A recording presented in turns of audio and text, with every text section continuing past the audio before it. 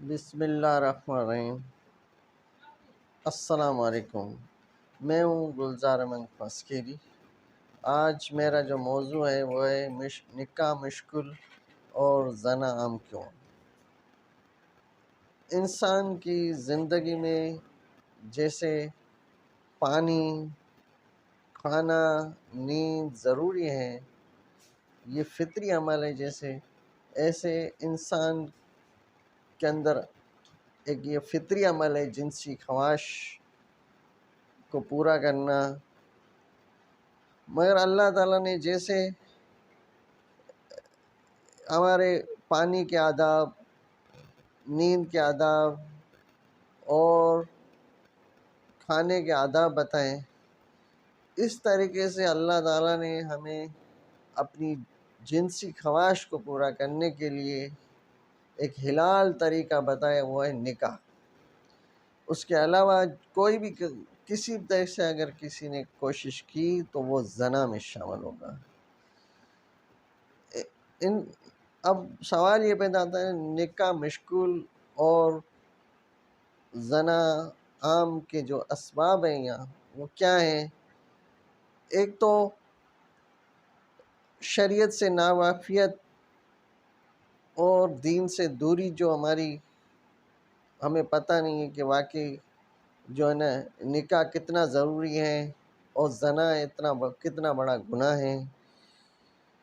اور دوسری، شادی تاخیر سے کرنا،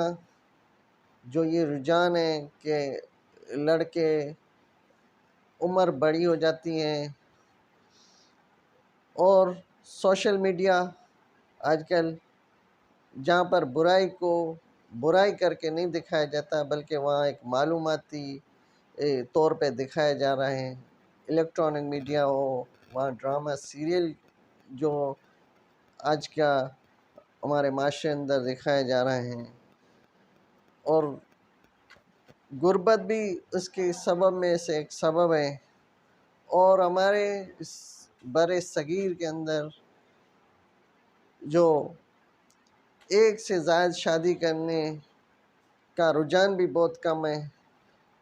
تو یہ تمام جو چیزیں ہیں، ان کو اگر ہم دیکھیں تو ان چیزوں کی وجہ سے بھی یہ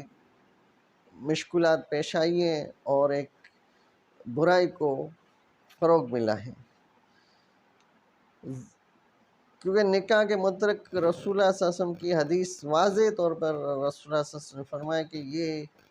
نکاح میری سنت ہے، جس نے بھی اس سے انحرافی کی، جس سے اس نے منہ موڑا، وہ ہم میں سے نہیں۔ پھر نکاح کے لیے اللہ تعالیٰ نے قرآن مجید کی کافی بہت آیات میں اللہ تعالیٰ نے بتا دیا کہ کس سے آپ کا نکاح کرنا جائز ہے، کس سے نہ کرنا۔ اللہ تعالیٰ نے ایک پوری وہاں بھی نکاح کے متعلق ہمیں احکامات دیے ہیں۔ اب سوال یہ پیدا ہوتا ہے، نوجوان اکثر مجھے میسج میں پوچھتے ہیں کہ زنا سے کیسے چھٹکارا، اس پہ آپ بات کریں۔ یہ بھی ایک میں نے نوجوان لڑکوں کی چوائس پہ جو ہے نا وہ یہ ٹاپک چنا کہ اللہ تعالیٰ قرآن مجید میں فرماتے کہ زنا کے قریب مت جانا، بے شک وہ بہت ہی بے حیائی و برا کام، بے حیائی کا کام ہے۔ پھر ایک رسول اللہ صلی اللہ علیہ وسلم کی حدیث ہے، بلکہ سیدنا ابو امامہ رضی اللہ عنہ فرماتے ہیں کہ رسول اللہ صلی اللہ علیہ وسلم کے پاس ایک شخص آتا ہے مسجد نبی میں، تو وہ کہتا ہے رسول اللہ صلی اللہ علیہ وسلم سے اس نے زنا کی اجازت چاہی، اور وہاں صحابہ کرام کھڑے تھے، صحابہ کرام بڑے غصے میں آ گئے، انہوں نے جیسے بات کی تو یقیناً سب کہ آپ کیسی باتیں کر رہے ہیں۔ پھر رسول اللہ صلی اللہ علیہ وسلم نے صحابہ کرام کو روکا، کہا اس کو میرے طرف لے آئے، میرے قریب لے آؤ۔ تو وہ صحابہ کرام رسول اللہ صلی اللہ علیہ وسلم کے قریب لائے اور ان سے پوچھا رسول اللہ صلی اللہ علیہ وسلم نے، پھر رسول اللہ صلی اللہ علیہ وسلم کو سمجھایا۔ اب دیکھو انداز سمجھانے کا رسول اللہ صلی اللہ علیہ وسلم کا کتنا بہترین تھا۔ رسول اللہ صلی اللہ علیہ وسلم نے کہا کیا یہ کام آپ کی ماں کے ساتھ کوئی کرے آپ برداشت کرو؟ اس نے کہا نہیں یا رسول اللہ صلی اللہ علیہ وسلم ایسا کہ رسول اللہ صلی اللہ علیہ وسلم نے پھر کہا یہ کام آپ کی بیٹی سے کوئی کرنا چاہے، انہوں نے کہا ہرگز میں یہ برداشت نہیں کروں گا۔ رسول اللہ صلی اللہ علیہ وسلم نے کہا آپ کی بیوی سے کوئی یہ کام کرنا چاہے، انہوں نے کہا ہرگز میں یہ برداشت نہیں کروں گا۔ پھر رسول اللہ صلی اللہ علیہ وسلم نے اس کو رشتے گنوائے کہ آپ کے خالہ کے ساتھ، آپ کے چچی کے ساتھ، آپ کے ممانی کے ساتھ، مطلب یہ جتنے بھی رشتے ہیں وہ گنوائے۔ تو انہوں نے کہا میں تو ہرگز یہ برداشت، رسول اللہ صلی اللہ علیہ وسلم نے کہا بس۔ پھر رسول اللہ صلی اللہ علیہ وسلم اس کے سر پہ ہاتھ رکھا اور کہا اے اللہ اس کے گناہ بخش دے، اس کے دل کو صاف و پاک بنا دے، اے اللہ اس کو عصمت والا بنا دے۔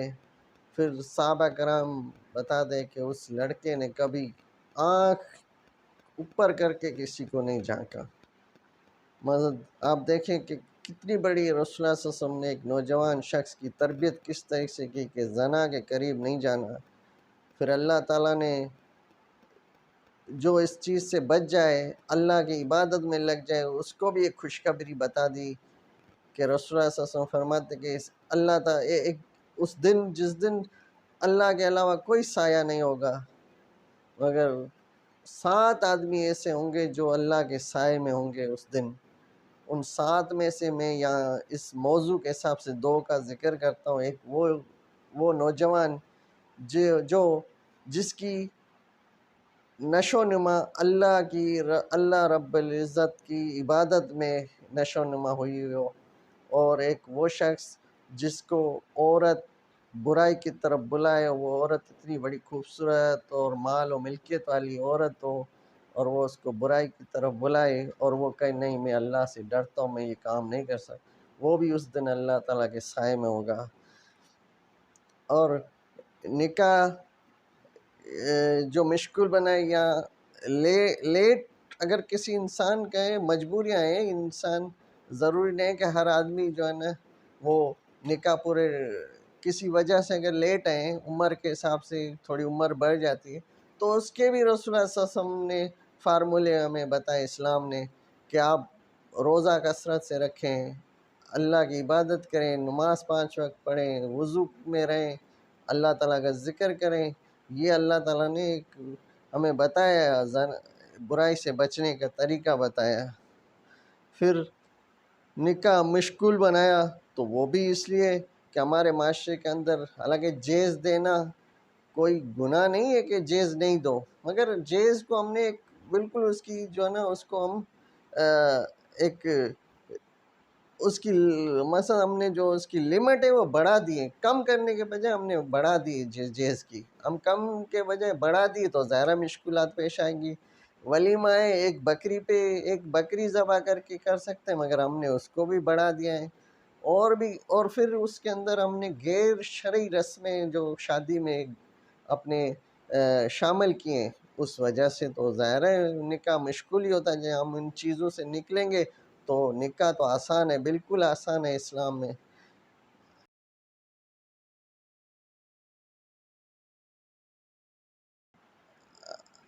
ہمیں چاہیے، جو نوجوان یہ پوچھتے ہیں کہ نکاح جو ہے نا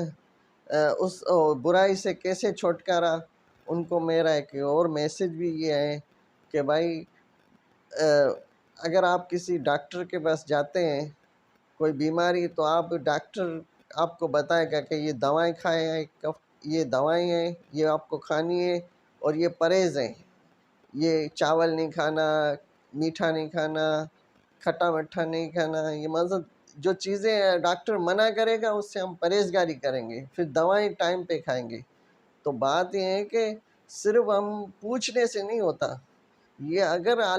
اللہ اور اس کے رسول اللہ صلی اللہ علیہ وسلم کے بتائے ہوئے راستے پہ چلیں گے تو ہم برائی سے بچیں گے۔ اگر ہم صرف پوچھنے کے حد تک کہ یہ برائی کیسے ختم ہو، ہمیں کیسے چھٹکارا حاصل ہو سکتا ہے، تو پھر صرف پوچھنے سے نہیں ہوگا، عمل کرنے سے ہوگا۔ ہمیں کثرت سے روزہ رکھنے چاہیے، اللہ تعالیٰ نے جو اللہ اور اس کے رسول صلی اللہ علیہ وسلم نے جو ہمیں طریقہ بتایا اس پہ عمل کرنا چاہیے۔ تو ہم ان چیزوں سے پھر آپ دیکھیں کہ سب سے نکاح آسان جو ہے وہ نکاح ہے، اور سب سے بے حیائی اور بری جو چیز ہیں وہ زنا ہے۔ جزاک اللہ۔